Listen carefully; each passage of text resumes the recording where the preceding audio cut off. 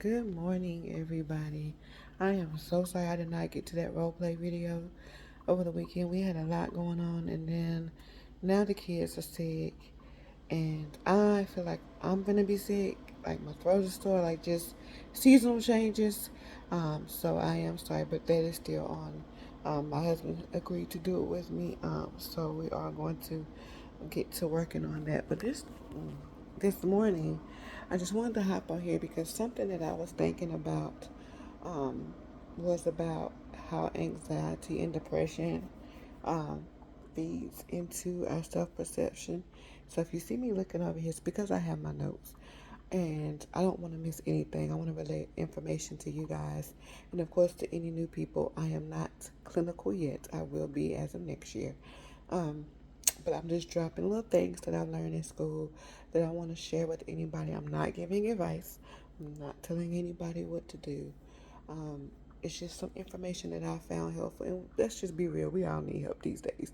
I mean, mentally, we are just like, I'm tired. I think I seen a thing on Facebook when they was talking where Blue's Clues, the original Steve was like, "How are y'all doing?" We're like, and they're like, "We're barely hanging on. Like we're still trying." And so I just want to just give a little extra, because we all are battling with something: anxiety, depression, mental health disorders, just life overall. We're all just battling. Um, Usually I talked about grief, trauma, substance abuse, but I just wanted to kind of piggyback off of the anxiety and depression video that I did, and just wanted to give an extra clue before I move forward with a, different topic, of course. So we're just going to talk about anxiety, how anxiety and depression distort the self-perception. So, have you ever looked in the mirror and felt like you were looking at a stranger, like you don't know who you are anymore?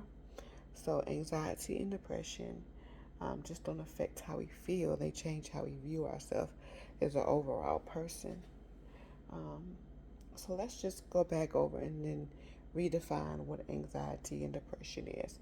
Anxiety is any excessive worry, fear, hyper awareness um, of anything that's threatening our emotional being, our day to day. Depression, persistence, sadness, hopelessness, loss of interest. They are common. A lot of people are affected by this. Millions of people are affected by this. Some people even have chronic depression to where they just can't even get out the bed. They can't function. Um, so definitely, it's definitely something that you shouldn't overlook in a sense. How does this impact how we see ourselves?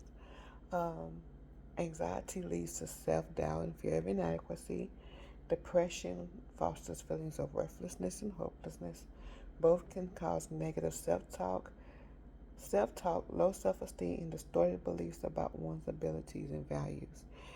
And I, you know how like you get out of the shower and it's really hot in the bathroom, it's very foggy, and how you try to wipe it and the fog just won't come off, and you're sitting there looking like, oh my God, this is how I look when I get out the shower. That's how our view can be distorted. And for me, personally, when after I had my kids, well, after I had my daughter, and then I had my son, is worse after I had my son. I don't feel like I am the same person I was before. Like I feel like my outside appearance is not as appealing. I told my husband, like, I just don't feel beautiful. Like I'm having babies and they're beautiful, but I don't feel like I'm still beautiful. So that's why I wanted to bring this up, because I sometimes deal with that too. And so I'm learning how to navigate through those feelings, through those negative self-talk. Like, girl, you got to lose weight. Why you got this pouch? Like, because society has always trained us that you're not supposed to be big. You're supposed to be a certain size. You're supposed to dress a certain way. And I don't like dressing like that. I'm different. I like colors. I am. My personality is loud without me being so loud. But my husband would disagree. He say I'm loud. I'm like, hey, I'm from the country. We just talk loud. um, so let's talk about a theory that we can incorporate to help us manage. It's called the self-discrepancy theory. It's from Higgins. It has three self concepts: actual self, who we believe we are; ideal self, who we wish we to be, our self, who we think we should be. So it's a gap between actual and ideal, which is depression, who we believe we are, who we wish to be. The gap between actual and ought is anxiety, who we think we are and who we think we should be. Um, they cause emotional distress and reinforce negative beliefs. So think about the depression part, the gap between actual and ideal self. We're like, oh, I wish, I had more energy. I wish I was smarter. I wish, we always wishing something different about ourselves because it doesn't align with who we want to be. So we're constantly trying to change something about ourselves. And it's depressing because it doesn't happen.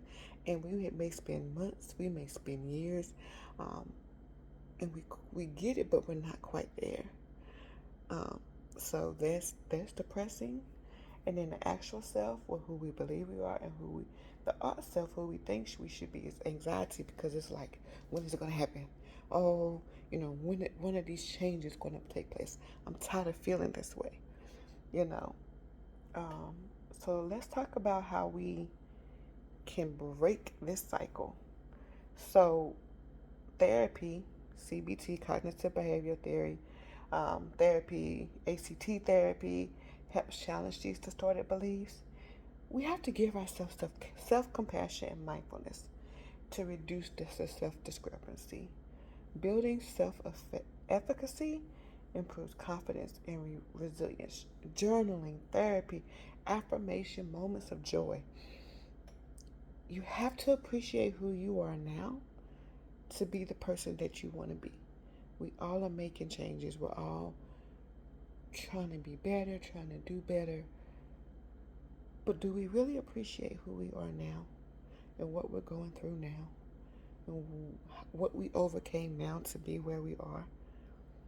Um, so let me just say this. You are not your thoughts. You are not your diagnosis. Healing begins when we learn to see who we are clearly and kindly. So love who you are. Love the fat rolls, love the tummy, love the bad hair days. As you see, I'm always wearing a wrap because while my kids will always look together and I will always look semi-together, but my baby's going to be together.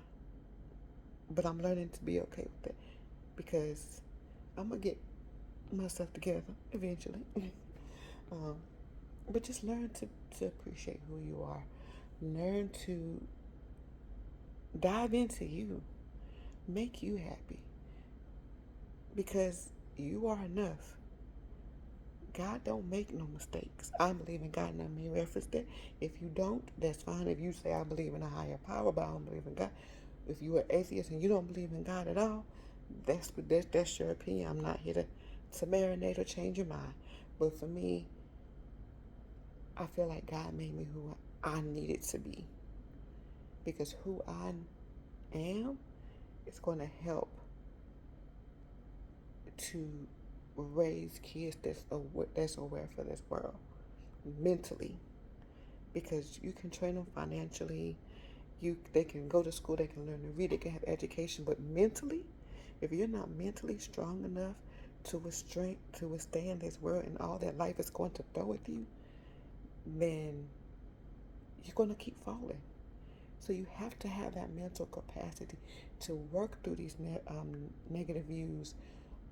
You're going to have to sorry, my throat, y'all. You're going to have to learn how to communicate your feelings in a healthy way. And you're going to have to learn how to uphold yourself. Because anxiety and depression are always lingering. They're always waiting for an opening. So the question I want to leave you with is, are you going to leave the door open for them? Are you going to keep looking in that mirror and giving yourself them talks that put you down as a person? Or are you going to uplift yourself, self-affirm, and figure out a way to navigate through those human feelings of not enough and wanting to be more? So drop in the chat if you have any questions. Drop in the chat if you just want to answer. Drop in the chat if you just have anything you want to say. I'm here to listen. I hope y'all have a great Wednesday. Thank you for listening. Bye-bye.